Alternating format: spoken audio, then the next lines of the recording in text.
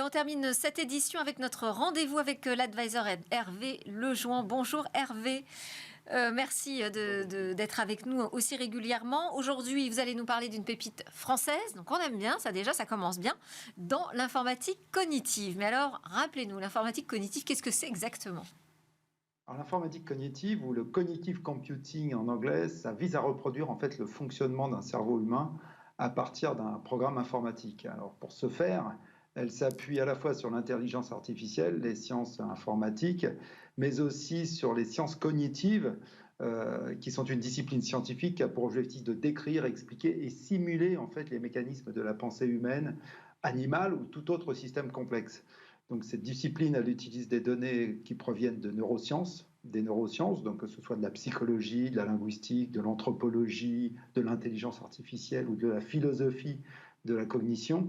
Et elle s'utilise en fait en conjonction avec justement des algorithmes d'auto-apprentissage et des analyses de données qui proviennent justement du langage naturel, des objets, de la robotique ou de la reconnaissance de formes. Donc en fait, elle peut être utilisée pour analyser des sentiments, mesurer des risques, que ce soit dans un contexte professionnel comme la santé, les finances et la grande distribution, mais aussi dans un contexte plus personnel pour détecter des risques de harcèlement ou de manipulation lors des conversations sur des messageries aux réseaux sociaux. Et comment ça fonctionne ? C'est une application, en fait, c'est comme un programme informatique, c'est une application qui utilise effectivement, comme je l'ai dit, l'intelligence artificielle en partie, et il faut lui avant tout apprendre. Il faut apprendre à partir de données et de méthodes d'analyse qui émanent des sciences cognitives, voire d'autres sources adaptées à la résolution ou à la prédiction de situations, comme des données de santé ou financières.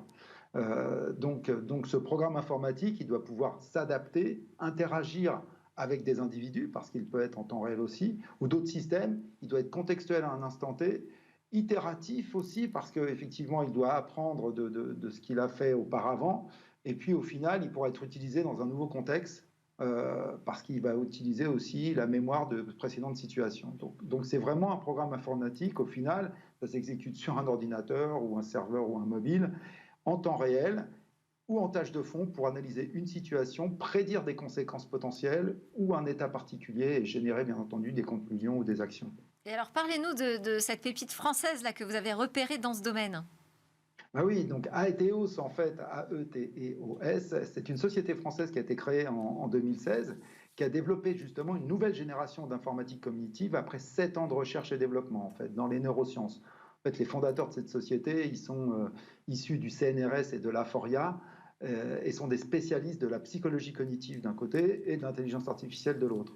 Donc, ils ont un produit phare qui s'appelle Percipion, et en fait, qui comprend par exemple les émojis. Vous savez, les émojis quand on se parle. Il peut identifier aussi jusqu'à 96 facteurs psychologiques relatifs aux émotions, aux sentiments, aux états affectifs, aux motivations, mais aussi identifier des situations associées à de la haine, comme le racisme ou l'homophobie, à du contenu violent, comme du terrorisme, de la drogue ou de la pornographie, et les comportements sexuels déviants, comme la pédophilie.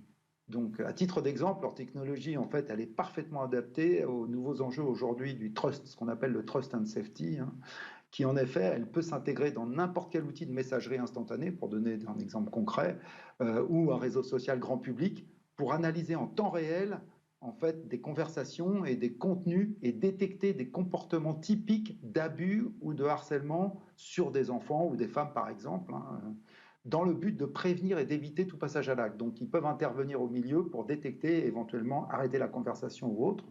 Donc, pour éviter, au final, ça va éviter des conséquences à la fois psychologiques ou des fois des conséquences absolument physiques.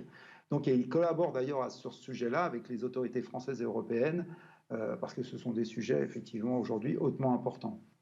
Alors, bien entendu, leur solution, là j'ai donné un exemple dans le domaine de l'individuel et du personnel, mais leur solution, elle est adaptée aussi aux entreprises, que ce soit dans le domaine des ressources humaines ou du marketing, du support client, des ventes, en recueillant, toujours pareil, en recueillant, en analysant des sentiments et contextes qui sont issus de communication interpersonnelle, afin d'améliorer à la fois la satisfaction interne des employés ou externe des clients, l'image de marque ou une campagne de marketing. Donc c'est vraiment un outil qui s'intègre et qui va pouvoir analyser de façon cognitive en fait des conversations, des émotions et les prendre en compte. Et en 2003, en fait, en août 2003, ils ont été 2023 percipients leurs produits. Hervé, peut-être 2023 plutôt que 2003. Oui, 2023. Ah ouais, voilà. Sinon ça fait un peu vieux quand même. Ils ont été reconnus par Business News comme la solution européenne la plus innovante dans le domaine des solutions cognitives basées sur l'intelligence artificielle. Oui, et puis ce sujet, c'est vrai, de l'informatique cognitive dans la cybersécurité, on voit que ça monte et que ça pousse énormément. On aura des sujets là-dessus très bientôt sur comment gérer les accès, par exemple, à des sites Internet en analysant les comportements type des utilisateurs. Merci beaucoup, Hervé Lejoin, de partager vos regards comme ça sur des pépites qui tournent autour de vous. C'était Smart Tech. Merci à tous de nous suivre. Je vous donne rendez-vous à très bientôt sur la chaîne Bismart et puis aussi sur nos réseaux sociaux et en podcast. À très vite pour de nouvelles discussions sur la tech.